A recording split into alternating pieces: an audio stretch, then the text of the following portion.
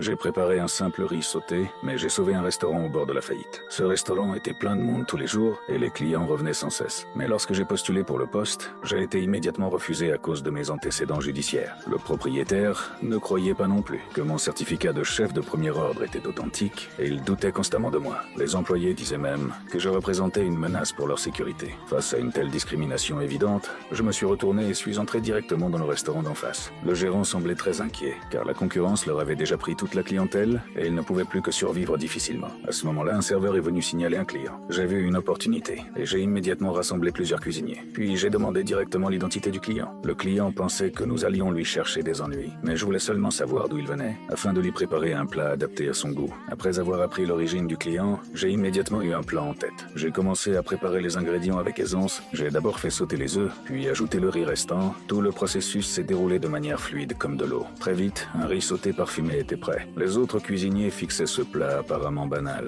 en attendant de me voir échouer. Mais à leur grande surprise, le client n'eut besoin que d'une bouchée pour reconnaître immédiatement le goût familier de son pays natal. Il se mit aussitôt à manger avec avidité. Le gérant fut complètement impressionné par mes compétences culinaires et m'engagea immédiatement comme chef cuisinier. À ce moment-là, quelqu'un m'appela de nouveau dans la cuisine. Il s'est avéré que le restaurant n'avait pas payé les salaires depuis 3 mois. Les cuisiniers menaçaient de faire grève et exigeaient mon licenciement. Je ne voulais pas perdre ce travail, alors j'ai expliqué directement ma situation. J'ai dit que je venais d'être libéré de prison aujourd'hui même. Ces mots ont choqué tout le monde. Puis j'ai ajouté que je voulais simplement gagner ma vie grâce à la cuisine et j'ai promis de rembourser les salaires impayés dans un mois. Ainsi, j'ai rejoint ce restaurant. Et à ce moment-là, nous nous préparions à affronter le restaurant d'en face. Tous les cuisiniers sont partis et seul un jeune apprenti est resté.